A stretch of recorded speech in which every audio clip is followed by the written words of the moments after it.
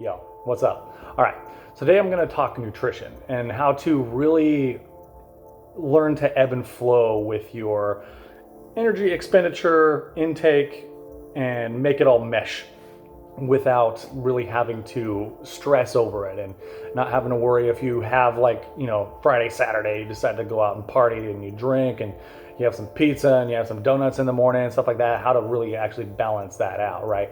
Even though I don't condone the eating of donuts and heavy drinking on the weekend, but if that's going to happen, like let's say the holidays or you got a wedding coming up or something like that and you want to, have fun with your friends, it's key to learn how to balance all that out and pull that back into that center point to where your body's back to alignment and you can keep rolling. And so it was just kind of like a bump in the road versus this giant hill that you have to, jump up or climb up and then fall down, basically. All right, so what I want to talk about is balancing tracking and intuitive eating so you don't get stuck in this rut. All right.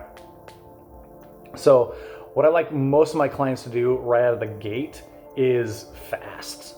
Right, so whenever someone signs up with me, I'm going to be like, okay, when is the next time where you have 3, maybe even up to 5 being the sweet spot, 7 days max of you can kind of like take it easier. You don't have a ton of stress going on. You don't have a lot of flights or travel, anything like that. You don't have anything come up. When is that spot? And then we'll get them to fast. Because when you're fasted, it's ideally done in a very low stress state. This gives your body the ability to really repair itself, really flush out old cells and rebuild new goodness that's going to really, benefit you and help anti-aging. All right, so what you want to end up doing is, again, doing that 3, 5, or 7 day fast. And at that point, you're going to discover what your metabolism set point is. All right. This is going to wipe also your food palate. So you haven't really had anything. So next thing you eat is going to taste really good. Because when we start eating, if you eat holiday food, it's all very rich. And, just a simple chicken and brown rice doesn't taste as good after you've had this grand Thanksgiving or Christmas Day, feast. Right, so what we want to do is hit that fast, right? Reset all your senses in a sense. So just hydrate your ass off, do a little bit of greens, do a little bit of fish oil, and get that metabolism back to its set point. I mean, it doesn't really matter about the weight loss, it'll come, but most of it is going to be inflammation, right? From everything you picked up. And this comes down if you guys went on a vacation, then come back, hit a fast, get your system back in tune with the center point. All right, so going from there, what we want to do is after the fast, you want to see where your schedule is going to end up. Are you looking to smoke a lot of fat? So you got to be hitting the gym hard.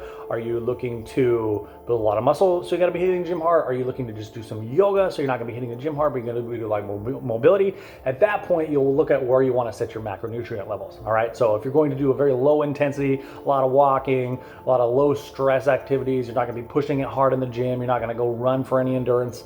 Then you actually want to have quite a low level of carbohydrates. I would say always stick above 50, maybe even 75, and that'll still put you in a good state of ketosis, especially after you've already fasted, because you're in ketosis in the fast. And then when you bump out, you can start adding glucose by a little bit of means, 50 being the minimum if you're just going to be sitting around all day. 50 carbs will not bump you out of ketosis. And this is net carbs too. So good solid starches like oats, quinoa, brown rice, roots and tubers, all that good stuff. That's going to kind of just process right to the body's use of glycogen versus go right to the liver and end up in fat stores, right? It's going to go and work for the brain. It's going to go into muscle glycogen, especially if you do something to encourage that muscle glycogen, like some push-ups. That's all it takes, really. All right, so what we want to do is start tracking at that point, okay? So start tracking, and at the same time, I want you have your set amount of calories, right? So let's say you do some algorithm and there's plenty of them out there. You'd be like, okay, I need 3,000 calories a day. All right, so create in MyFitnessPal, go in there and start selecting foods for breakfast, lunch, and dinner snacks that end up breaking out to those 3,000 calories over those 3 or 4 meals, right? So you want to stick to probably 3 or 4 meals a day. I think the 1 meal a day is cool if you're extremely busy and you got to get rolling at some point. If you need to do some kind of detoxification cleanse, if you're really like feeling like shit, that's good. But at the same time, like if you eat cleaner foods and you're staying in a moderate level of ketosis, it mimics fasting anyway. And so you're going to be able to kind of reap the benefits of both performance and health rejuvenation. Because like that's the teeter point. If you push yourself way too hard, that's going to age you faster. But if you can find that midpoint, then you can actually perform and, live healthier at the same time. All right. So track your macros, eat, let's say you have 3,000 calories. Now, eat each meal, make each meal, and if you're full, then do not continue to eat more, right? So really pay attention to your satiation point. If like I have like a quarter of my meal left, then it's leftovers in a sense, all right? I'll make my next meal and boom, I'll eat that. I'll add my leftovers, whatever you got to do with it. Just that's how you want to kind of work with it, all right? So you don't have to waste any food. It's just make sure you're prepping your meals, all right? So when you go to restaurants too, just a little side tangent, is like they are constantly skewing their calories by about plus or minus 30%.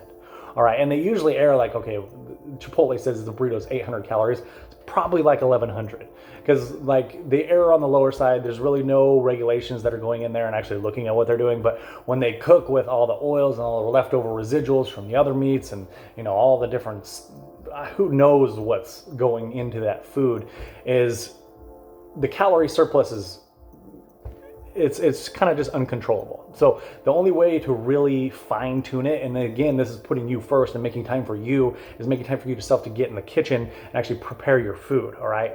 And so it doesn't come down, you have to do it every single day, right? And that's we'll cover that in a second.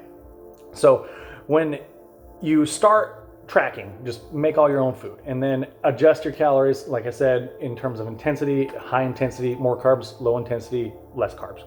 And then at that point, pay attention to where your satiation point is. If you're right at 3,000, good to go. If you still feel hungry, then eat more, right? If you're eating cleaner foods, they don't trigger those dopamine receptors, they don't trigger those anxiety curves and make us crave more of that same food because there's no out of balance mineralization or any vitamin delivery. So nothing's getting delivered in an out of balance mechanism because it's more natural. It's from as close to nature as possible, right? Okay, so once you've developed, it may take 2 weeks, may take 6 weeks, may take 8 weeks of being strict on tracking, right? You can start to really eyeball what your portions are. And at that point, that's when you can start going off a little bit, start eating intuitively. Be like, well, okay, 2 days, I know kind of what my, Monday through Friday is like rock solid. I'm gonna make sure this meal happens. I don't need to weigh everything anymore. I can just eyeball it. And if you're plus or minus 100 or 200 calories, it's not that big a deal, especially because the stress of you not hitting that exact number is gonna be less. And so therefore you're actually gonna be able to enjoy that meal a little bit more. And so now kind of we're taking the training wheels off, right? You do need to learn to track and really understand what portions are in order for you to get a good idea of what your body likes, all right? Because like most of the time, because we're so dopamine driven and so, just oversensitized all the time, our eyeballs are always a little bit bigger than our stomach. All right, so at that point, you really need to just pay attention and be conscious of how the food makes you feel, how full you are, how quick to fullness it gets you, all that stuff. All right, it really needs to be a really big focal point of when you're doing your nutrition. And this means having the meal and sitting down, right? Don't eat standing up. Being in a parasympathetic state when you're eating, of like maybe rest for 2 minutes. Do 2 minutes of breathing before you're about to eat the meal. Preparing your meal in the moment and then eating is a good way to get in that parasympathetic state. All right, so you're in there, you're focused on one thing. It's just preparing a meal. Kind of leave your phone out like you would a workout, right? Get your phone out of the way. Don't pay attention to multiple different things. Maybe turn on some music, cook that meal, get yourself in a parasympathetic state, and then eat that meal. All right, eat it standing down or standing down. Eat it sitting down. And if you like, when it comes to watching something or whatnot, if you're going to watch something, make sure it's somewhat educational. So maybe you're listening to it, or it's not like an action movie or something that's going to get you riled up. Okay, it's okay to listen to something. It's like you have ambient noise everywhere all the time. If you can eat in complete silence, good for you. That'd be better. Or nature, that's even better. But at the same time, if you want something there in the background, like some white noise in a sense, but you're listening to the white noise, which when you're sleeping, that works phenomenally. Same thing, podcast on, something like that. If you need to kind of like, that's how you can kind of disconnect and enjoy your meal at the same time. All right. So now that you've kind of established that seesaw, all right, so the ideal way for you to really just stick to it and give yourself that leeway is do like 5 days hard, 2 days lenient, all right? So we're looking at the 80-20 again. All right, so 5 days, Monday through Friday, you are strict. You're on point. Nothing's gonna waver you. And then Saturday and Sunday, Saturday night, eat a meal, Sunday night, eat a meal, whatever you want, all right? Make a healthier, conscious choice on what you want. So if you're gonna go for the processed stuff, choose as high quality as processed stuff as possible, but at the same time, just make the conscious choice of like, look at the nutrient profile, and then look at the caloric intake, like make sure they're in alignment. All right, so the more nutrients you get, the better you're going to feel the next day, the better you're going to feel about crushing or eliminating sugar throughout the week, and it's not going to trigger all those massive mechanisms to make you want to fucking just rage during the week. All right, so maybe the Friday through Sunday, doesn't work for you, and you have something coming up on Wednesday, then use that as one of your days to just do what you want, right? So you got a work party or something like that on Wednesday. So do what you want, eat whatever, eat the wings, eat the nachos, have a beer, whatever, do that, but then make sure you're strict the rest of the week, all right? So now the underlying pin in all this is when you're eating those cheat meals or the off meals or whatever you want to call them, then make sure your hydration sticks throughout. All right, and make sure you're getting some greens with it, all right? So whether that be from a powder or you're actually eating a salad, just make sure you're getting a lot of hydration, because grains, other than the micronutrient delivery, is really hydration. It's always structured water coming out of the vegetable, so you're getting the perfect hydration for your system. It's in more of a gelatinous form. You have to chew them, and you have to like break them down, steam them, make sure something happens, some kind of damage happens to the plant to debilitate those protective mechanisms that come with the plant. So once that's done though, make sure your hydration is surrounding the beer, the nachos, the pizza, whatever, okay?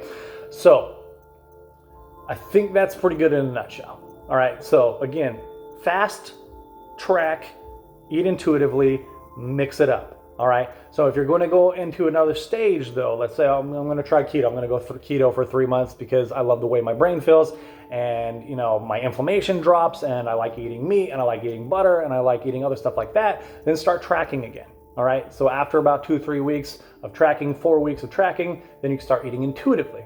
Again, okay, now I'm going to go in a high intensity state. I'm going to bring in carbohydrates again. All right, track again. All right. The better you get at this, let's say we're 2 years down the road of seesawing in and out of this, like me personally, I can go to the fridge, I can eyeball everything now. I can also track. I track to keep data because it's my job. I'm a coach. I have data going back till, so it's like 2012 when I was using MyFitnessPal. I think it came out in 2012, maybe 2013. But I've been tracking my calories, macros, apps, all that stuff for a long time, but there have been breaks where I haven't. All right, but I like some kind of data intermittently dispersed all the way throughout the day so I can look at my past habits, look at my new habits, look at what was working for me, what wasn't working for me, all in the fine tuning of optimal data, okay? So again, get a Whoop strap. That's gonna be huge, guys. So this will help you intuitively eat. It's only like $30 a month now too. It used to be like $500 for the strap, which now is $30 for the strap. I think you gotta sign for a minimum of 6 months, but once you do, you'll do it. But it's also good to take the Whoop off every once in a while too. Just kind of go intuitively again, kind of go back to source. All right, so with Whoop, it gives you caloric burn. And so when you're on that fast, you can see, if I'm just laying around, let's say Monday, you start your fast, you're just gonna do nothing all day, which I don't condone. I always want you to do a little bit of movement, but saying you're gonna do nothing, all right? So see where that puts you on your caloric burn. See what happens, all right? And then next day, let's say you're gonna let's go walk 3 miles, and then maybe, we'll be active, we'll be on our feet, we're not gonna be sitting down as much. See where your caloric burn is then. And that'll give you a nice little baseline of where you are at a base rate during that fast, and you can see what kind of actual caloric limits you actually want to touch here and there, all right? So during the 5 on, 2 off, another quick note is in the 5 on, go in a slight deficit. Small, like 100, maybe 300 calories. If you hit a couple days where it's like 500-600 calories, that's fine. Try not to eat under like 600-700 calories. Don't create that big of a deficit. But if you go multiple deficits, like 2, 3, 100 calories, 4 or 5 days in a row, that's going to help shred some body fat, keep it off in a sense, help you perform better. You're in a deficit, so your mind will be a little bit clearer. But then on those 2 days that you choose, whether they're Monday, Friday, Saturday, Sunday, whatever, on those 2 meals, I would say, what do you do days? It's just 2 meals, Saturday, Sunday night, or Wednesday night, or whatever. Then go overboard, right? Don't stuff yourself to where you feel uncomfortable. Just eat till you're full and you're happy, right? That's all. All right, don't eat your feelings, just eat till you're happy and you're full. Okay, so that is good for today. All right, I was like, yeah, I think we're good, like 10 minutes ago, 5 minutes ago. All right, awesome video. Thank you guys. Love you. Take it easy. Hope that helps.